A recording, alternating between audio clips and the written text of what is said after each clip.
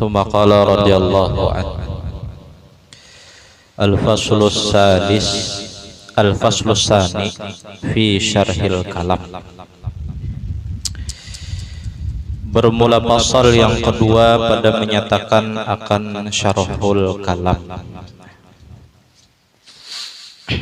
Adapun syarhul kalam yakni sangat gemar kepada membanyakkan perkataan, maka yaitu dicela oleh syarak karena firman Allah Ta'ala, la khaira fi katsirin min najwahum illa man amara bi sadaqatin aw ma'rufin aw islahin bainan nas. Nah, yang artinya tiada kebajikan pada membanyakkan mereka itu akan perkataan, melainkan seorang yang menyuruh dengan berbuat sedekah atau menyuruh dengan berbuat kebajikan atau mendamaikan antara orang yang berkelahi. Nah, jadi kita masuk di dalam bab mengurangi berbicara, mengurangi bepender. Karena bepender itu ada batasannya. Amun bepender kada kita batasi, maka bepender kita ini bisa jadi kena fitnah untuk orang lain, atau bisa jadi menyakiti gasan orang lain. Nah, itu pender. Penderan itu lebih tajam daripada pedang yang terhunus. Itu penderan. Bahkan penderan itu lebih kejam kadang daripada bom nangkawa meledakakan gedung. Amunnya mantri susi bahari sekali bepander jadinya tenggelamkan labar tinggalam kapal orang. Nah, jadi pemanderan itu ada bahayanya juga. Amunnya ujar penegak hukum aparat tembak mati itu tembaknya. Nah, jadi kadang penderan itu ada bahayanya, ada bagusnya. Bepender itu diam itu emas apabila bependernya itu kada jadi manfaat. Sedangkan berbicara bisa jadi intan apabila yang dipenderkannya menjadi maslahat. Nah, jadi ngaji itu kadang ngaji buta. Arti ngaji buta tuh mbah ngaji ilmu diam, mbah ini berdiaman aja. Salah juga itu. Kadang kayak itu kadang. Ada saatnya kita bepender bilanya bagus, bepender bilanya kada bagus, berdiam. Nah, itu bepender. Dan sabda Nabi Shallallahu Alaihi Wasallam, man kana yu'minu billahi wal yaumil akhir falyaqul khairan aw liyasmut. Artinya, barang siapa ada ia percaya dengan Allah dan hari kiamat, maka hendaklah ia berkata akan yang baik-baik atau ia diam. Nah, ini batasan kita bepender. Amun bepender kita menjadi huwal untuk orang lain, baik berdiam. Nah, dan berdiam pun kadang jadi huwal juga sagan orang. Kada mesti juga berdiam itu kada jadi huwal sagan orang. Di mana aja kita hidup pasti ada yang memperhatikan kita.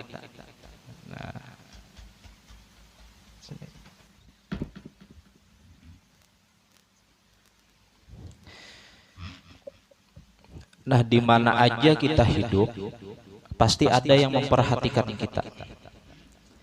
Jadi jangan sakit hati dua pemanderan orang.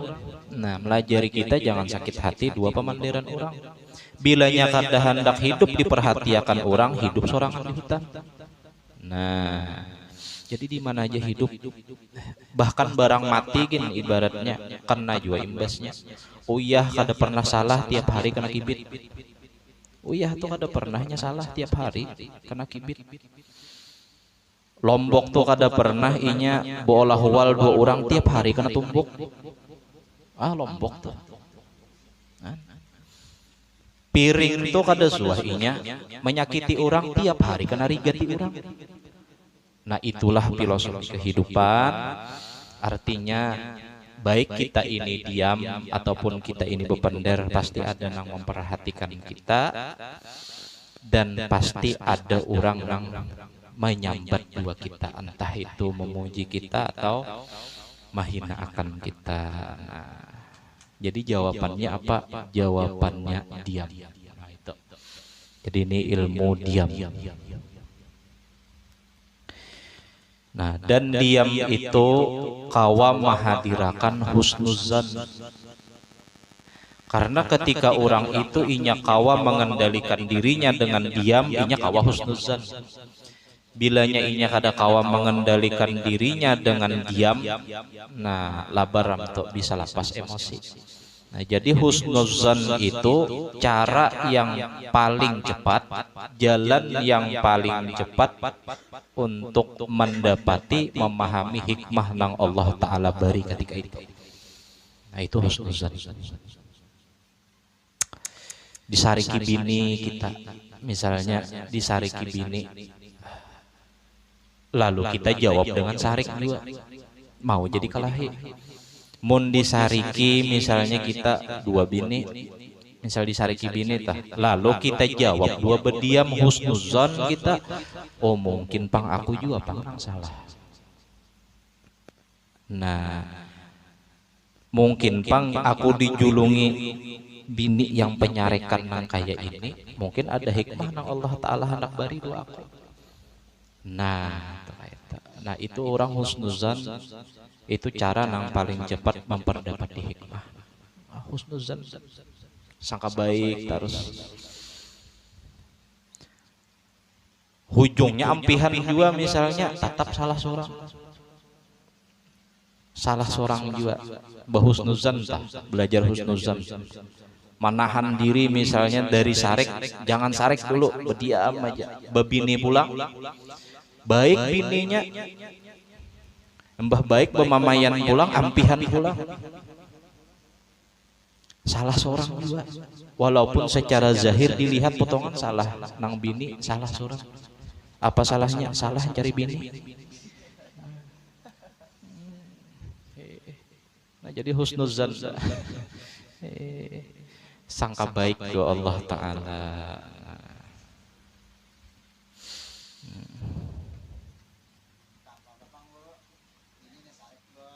Nggih. Nggih. Bini anum pulang. Puntal aja.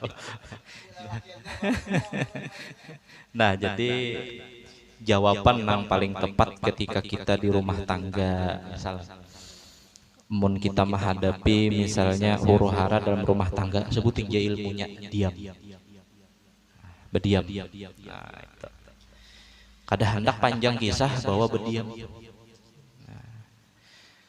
Dan jadi lakian itu, sifat lakian itu ketujuh memberi informasi dan solusi, itu sifat lakian. Sifat bebinian itu ketujuh didengarkan. Jadi yang binian tuh kadang binian tuh sarik aja, jangan disauti, dangarakan. Nya ketujuh didangarakan. Nah, binian tuh ketujuh didangarakan. Lalu kita dengan diam tadi belajar beadab, di mana beadabnya? Mun kada baik nang dipenderakan, baik berdiam. Artinya belajar beadabnya tah, usahakan di setiap kita ini terhadap siapapun, nang halus kah, nang tuha kah, nang anom kah, beadab bepander. Nah, nang halus jangan wani dua nang tuha. Nah, nang tuha menghargai dua nang anom. Nah, lemah lembut di dalam bepander. Nah, jangan nang anom misalnya wani menggeretak nang tuha, nang tuha wani memberak nang anom, kiamat. Belajar beadab, bata tunjuk, berhati-hati dua nang tuha. Jangan bata tunjuk tuh pakai ini, nah bata tunjuk tuh pakai ini. Nah, amunnya dalam bahasa tubuh tuh nang kini ini rasa kurang sopan kalau kini nah menunjuk pulang kamu hasidin.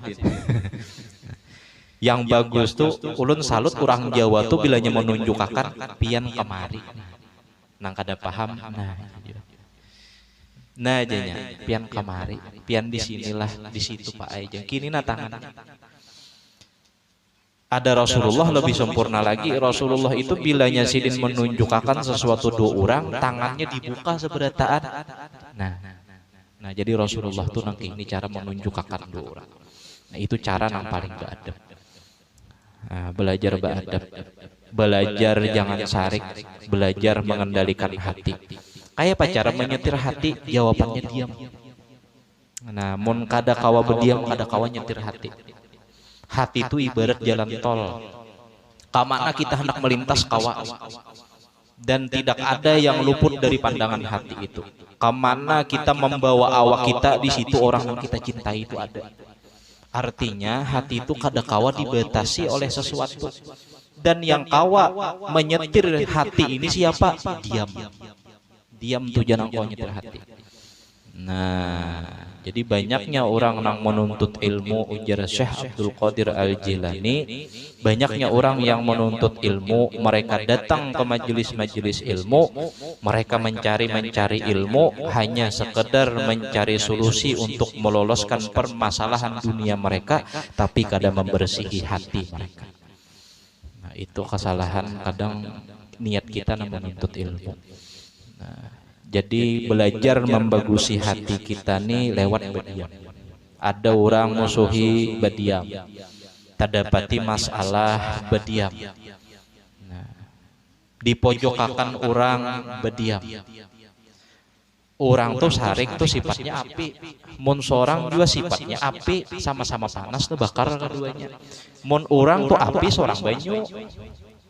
Atau mun seorang api, seorang tanah. Tanah tuh mun dijajak, dilempar, diherai, kada pernah lagi tanah meraju. Kada pernah asam berbuah pisang. Nah, mun ada asam berbuah pisang itu ngarannya tanah meraju. Nah jadi mun orang api, seorang banyu. Mun orang api, petir, seorang tanah. Nah bakalah kalah dua orang.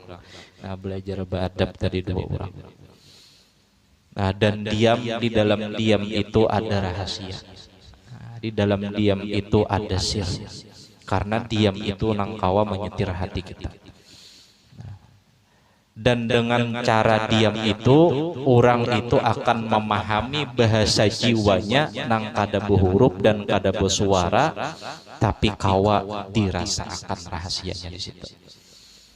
Lewat diam. Kita kada kawa menyelami hati kita nih. Kita kada kawa menyelami apa nang berbisik di hati kita nih, kada berdiam. Jadi kadang tapakur diam itu menyelami ke dalam hati, iktiraf menyadari kejadian diri. Nah, ke dalam hati itu masuk. Nah, lalu memahami bahasa jiwa kita berhuruf, kada bersuara, cuma ada rasanya. Mengingat Allah Subhanahu wa ta'ala. Nah jadi diam orang nang ahli ma'rifat tuh diam lain dua diam orang nang awam. Diam orang nang ahli ma'rifat ketika inya diamnya terhubung langsung do Allah Ta'ala. Ketika inya berpender dua makhluknya terhubung dengan makhluk. Tapi ketika inya diam, nah di situ inya langsung terhubung do Allah Subhanahu wa Ta'ala. Mun dilihat sekilas secara zahir, diamnya orang ma'rifat, dua diamnya orang awam ini sama diamnya, tapi berbeda. Di mana bedanya? Di tingkat kesadarannya. Si orang ma'rifat tingkat kesadarannya ma'allah, kun ma'allah, jadikanlah engkau orang yang selalu beserta dengan Allah. Ilam takun ma'allah, bilanya kita kada kawa beserta dengan Allah, maka jangan pisahi orang nang parak dua Allah, orang saleh. Mun kita ini kada kawa parak dua Allah, jangan pisahi orang saleh.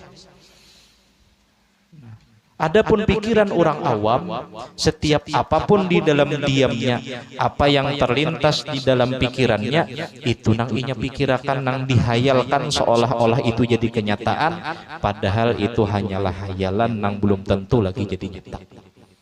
Itu pikiran orang makrifat, dua awam lain. Diamnya orang makrifat, dua diamnya orang awam lain. Nah, lain.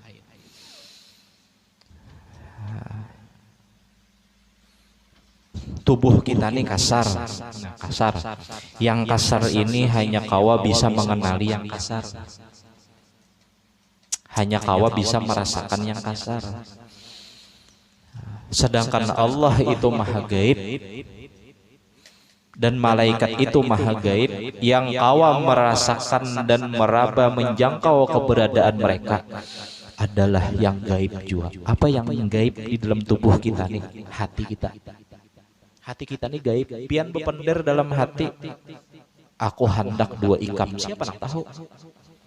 Gaib hati kita nih. Jadi hendak merasakan kehadiran Allah itu dengan diam meresapi kedalaman hati. Itu caranya. Diam dulu. Bilanya kada kawa diam, kada kawa ma'rifat. Nah, itu jalan orang nang salik ilallahi ta'ala, hendak menuju Allah ta'ala melewat mensedikitakan kalam, mensedikitakan bepandir. Dan kadada orang yang merasa aman, kadada orang yang merasa bebas dari kesalahan ketika orang itu bepandir. Bilanya kita ini banyak pender, banyak salah. Bilanya banyak pender, banyak dusta. Banyak pender, banyak tetambahannya. Nah, datang habar kuadah, kita menghabarkan kuadah si A, si anu garing ya tabrak motor. Si A menyampaikan 2 si B, si anu garing ketabrak motor, palanya pecah ya. Bertambah. Si B marahkan 2 si C, jar ikam jar, si anu tuh ikam garing ketabrak motor, habis patahan awaknya. Tangannya patah, batisnya patah, belakangnya bengkok, kepala tuh pelengkor. Bahkan kayak paguringnya jar, bepajam aja jar. Jadi kadang pander ini bisa berlebih kita. Banyak pander, banyak salahnya. Kadang banyak pander pun kita banyak bahasa yang kada dipahami juga. Tula ke pasar menukar wadai, mitihi wadai, ada nang bebungkus wadai daun pisang tadi, ada tapai bebungkus, tapai bebungkus plastik gula betakonai, nang bejual nih orang Jawa. Nah ya, Jel, ulun menukar nih tapai nah. Nih tapai nang bebungkus berapa? 5.000 aja. Nih pa nang bedauni wadai apa? Lantaran sidin kada tahu isinya lalu betakon nang bedauni wadai apa? Jasidin podo wae. Podo wae jasidin. Oh, wadai podo wae sakan jasidin. Aja cile ulun bungkusakan wadai tapai sebuting podo wae sebuting. Bungkusakan bawa bulik, bawa bulik. Nang abah tadi tetap si anaknya nonton TV. Bah, napa dibawa bah wadai nakai? Hendakah ikam? Cuma abah bari ikam tapai aja nah. Abah hendak merasai wadai podo wae. Jadi abah nih indah bebarian, diberinya anak tadi tapai, buka ke kamar, dibukanya nang bungkus pisang. Sekalinya tapai warak. Sekalinya podoa itu bahasa Jawanya sama aja. Nah, orang nih salah paham bepander. Nah, itu. Jadi penting juga tahu bahasa lah.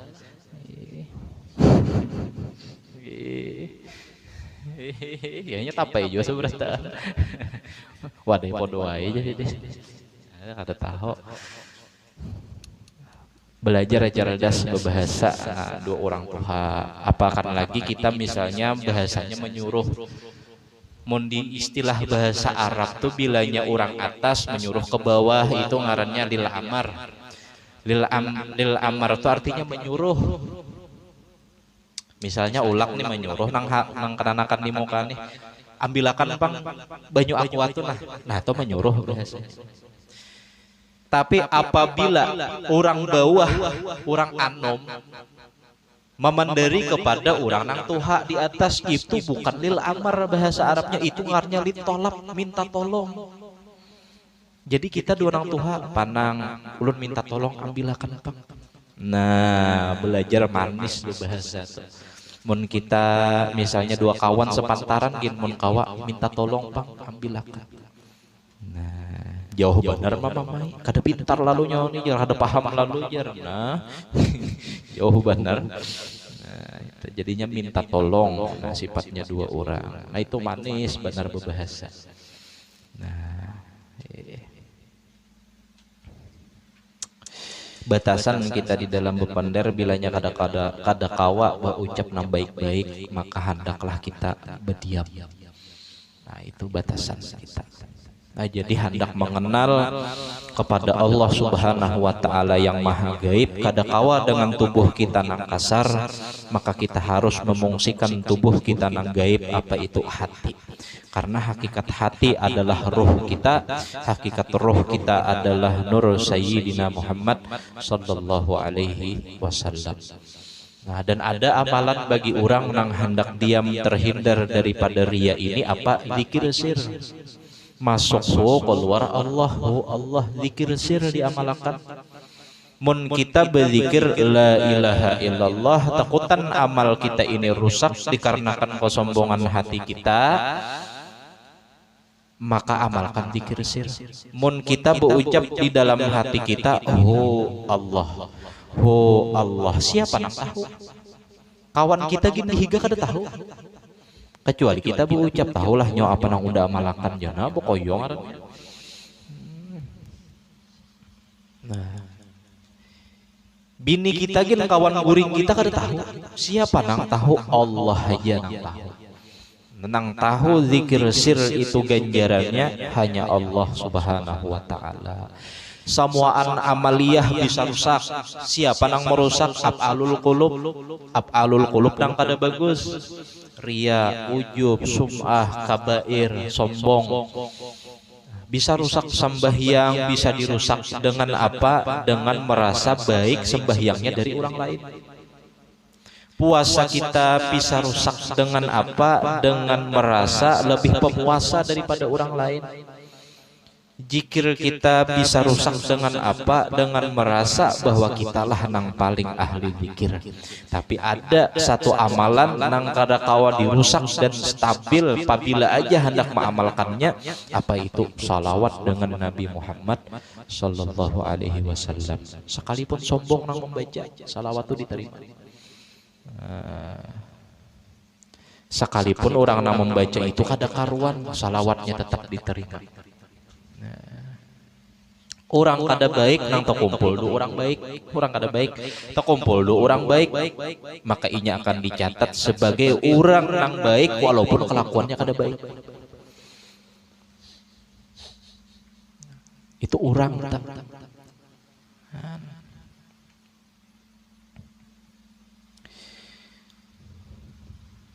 Lalu bilanya kita sudah kada kawan lagi berkumpul dua orang baik, supan sudah hendak berkawan dua orang baik, amalkan salawat, mudahan jadi baik. Nah, itu. Karena kadada nang kawan merusak salawat itu, kadada. Hebatnya tuh salawat.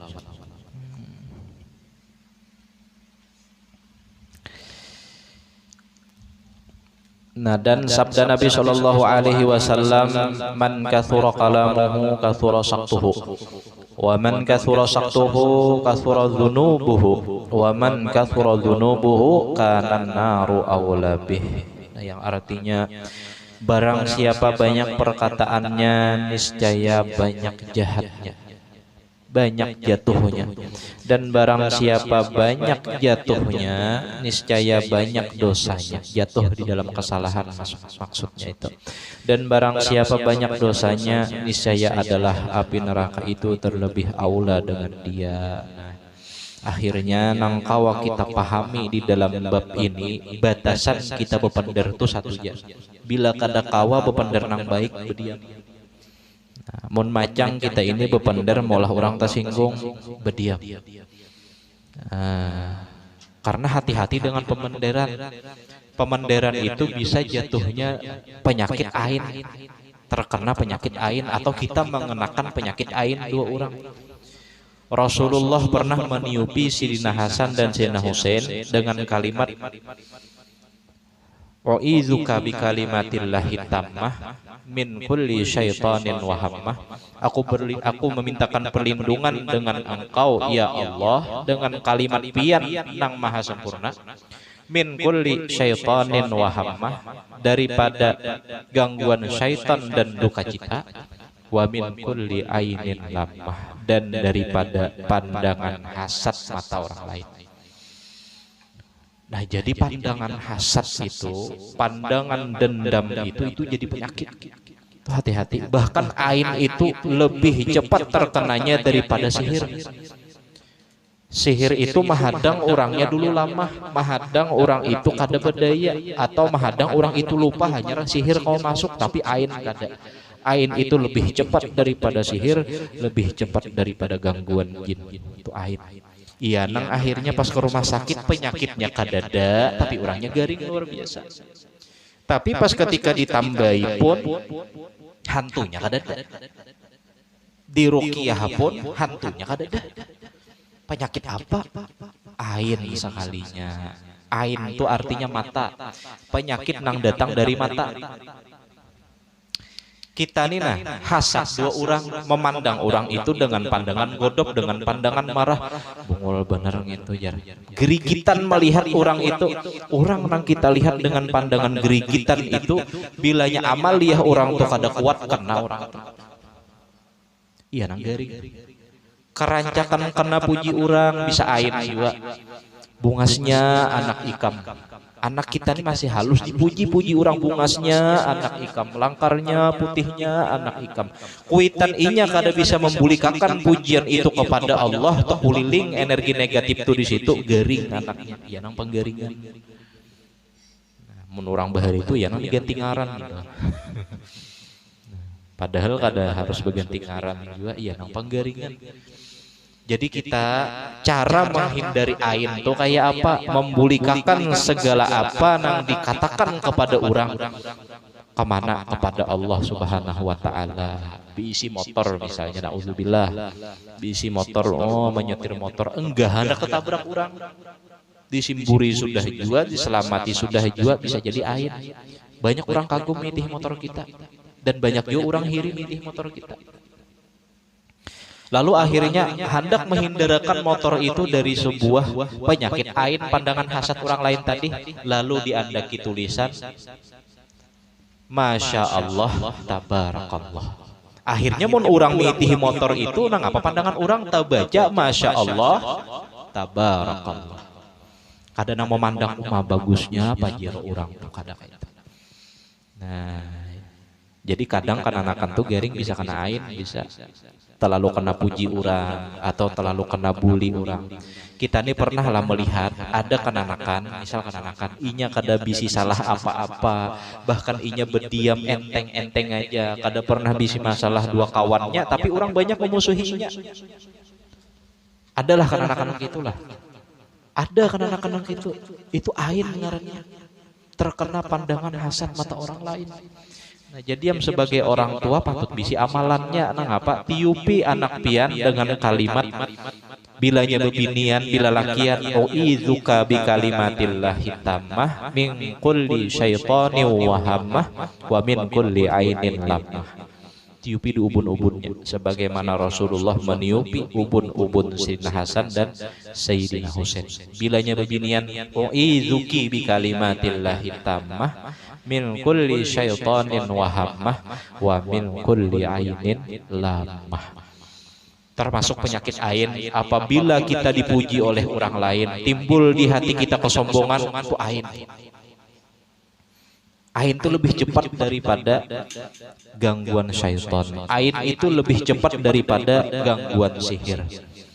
Bah dipuji orang, ganal gulu baju, lalu timbul sombong di dalam hati. Nah, itu ain sudah terkena ain. Nah, jadi ain itu cepat benar kenanya. Iya, nang kenanakan kerancakan kena pujian tuh garing. Kenanakan tuh kerancakan kena hinaan garing juga. Nah, jadi cara menstabilakannya bila dipuji orang, alhamdulillah.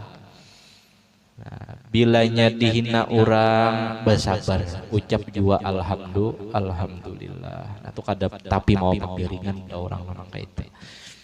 Nah, karena penyakit ain hati-hati. Orang kegenangan sama.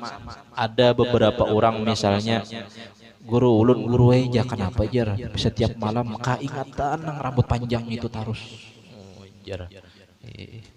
Kira ulun kuntilanak.